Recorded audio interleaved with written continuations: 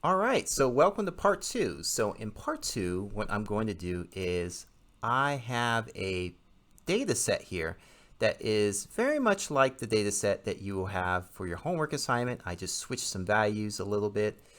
And here is the homework assignment. So basically what we're going to be doing is we're first going to get practice writing things in APA format. And what this is asking for is using APA formats. That's American Psychological Association, the standard for writing. So as you further in your career of psychology, you'll have to write things a certain way just so everybody can understand you. It's just a standard way in which we correspond with each other.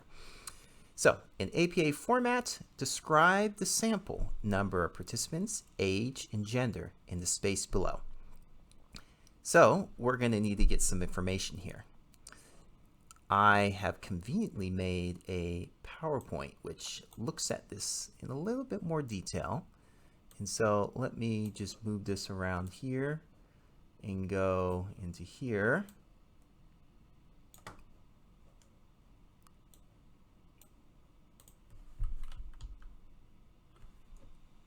Probably can move this out a little bit. Give me a second here. So here's what it looks like.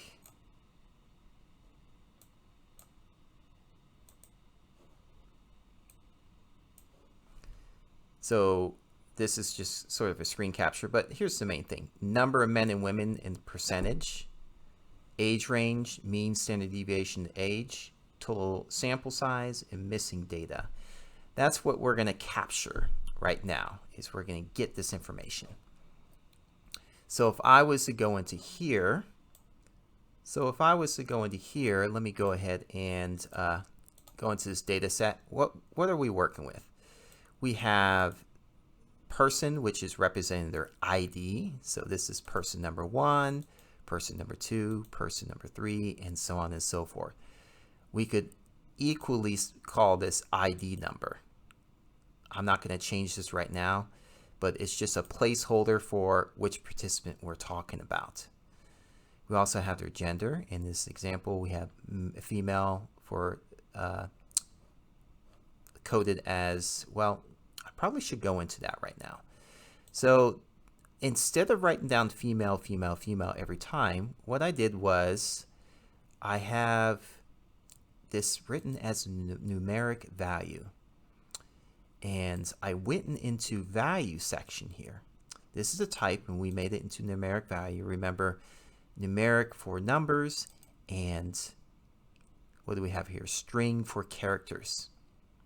So if you wanted to write out female, female, female, every time that you have a participant is female, you can do that at your heart's content. But an easier way to do this is to create a code for it. Now let's say I was to go in here in the value section and I click on here, and let's say I have 0 for female and 1 for male. Let's say if I was to put in the value for 3, and maybe this would be trans, and I can just click add, and now I'd have a category for trans, and now I'd press OK. But really what I should be doing is starting from the beginning so you can see it from top to bottom. So I'm going to code 0 for female, and I'm going to code 1 for male, and then 3 for trans. And then this button is going to switch it to its original values, what it's supposed to be. So I'm switching it to original values and have 0s and 1s. That matches this information right here. The type is numeric. But let's say for this gender variable, I was to put a 3 here and a 3 here. And maybe, yeah, just keep it 3s right over there. This saves me time because I could write down for each one here trans, if I can type, and trans, and that just would be very, it'd take a lot more work than just to type in a single digit. So if I was to click this button, values button, now I'm turning it into characters again. We would have it all characters, and in this case, the 3s represent trans, the 0s represent female, and the 1s represent male. But I'm going to go ahead and change this back to 0. All right, what are some other things that we have here? The other interesting thing about this data set is the -99. This represents missing. If we were to go to this section right here, the missing section of your variable view, and if we were to type in, notice how I did that. I went to the missing section, and then I went under this slot right here, because we're at the gender variable row. And you see these 3 dots right here? I'm just going to click on that.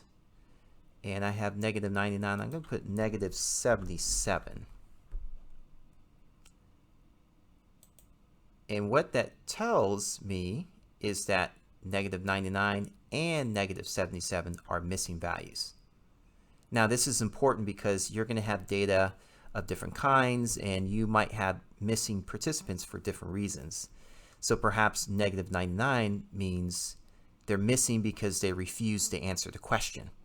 So -99 means they refuse to answer the question. Perhaps -77 means that they didn't show up to the lab. They were absent, completely absent, maybe because they're sick, or maybe because some sort of technical difficulty. They couldn't make it up to the lab. So I would have those 2 values so that I would know that though they are missing, and SPSS knows that they're missing. And if I was to scroll down here, I have 2 -99s right here. And I'm also going to put 2 -77s. Oops. Right there. And I'll put 1 right here. And then if I was to do a frequency,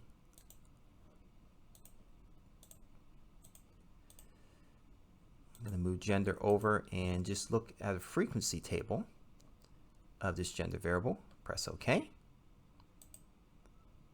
And what do I have here? Well, valid, there are 38 females and 36 males. A total of 74 that are present. But see how I have a missing category here? -99 refused to answer this question, and -77 did not show up to the lab. They did not show up to the research study.